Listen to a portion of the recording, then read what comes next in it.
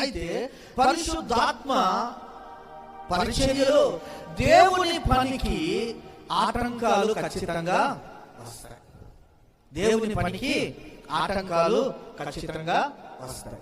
ఎందుకు వస్తాయి ఆటంకాలు అంటే, సాతానుడు దేవుని పనిని ఎప్పుడు అడ్డగించాలని ప్రయత్నం చేస్తూనే ఉంటాడు.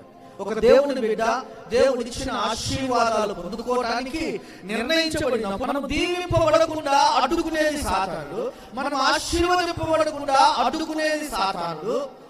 అడ్డుమండలుగా కొన్ని మనకు వస్తాయి.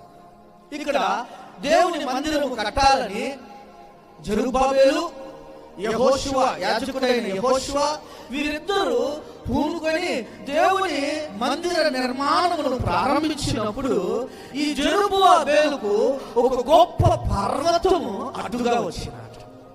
ఒక గొప్ప పర్వతం అడ్డుగా ఉంది.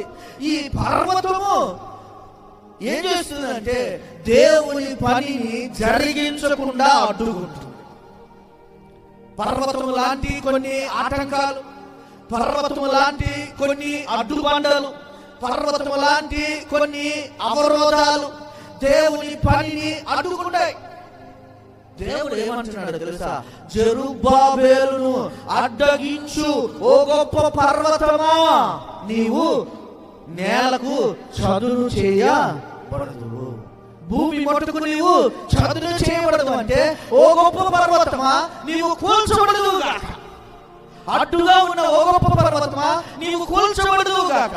దేవుని పరిచర్యకు అడ్డుగా నిలబడే ఏ సాతానుడైనా, ఏ గొప్ప పర్వతమైనా అది కూలిపోవును గాక.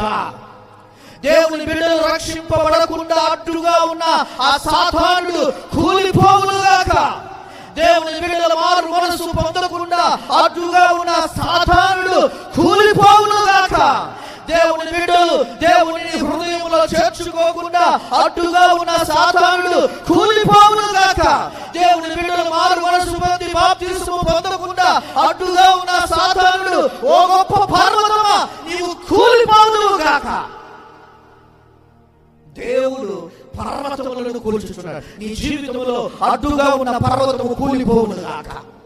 నీవు దీవింపబడకుండా, నీవు ఆశీర్వదింపబడకుండా అడ్డుగా ఉన్న పర్వతములు కూలిపోవు.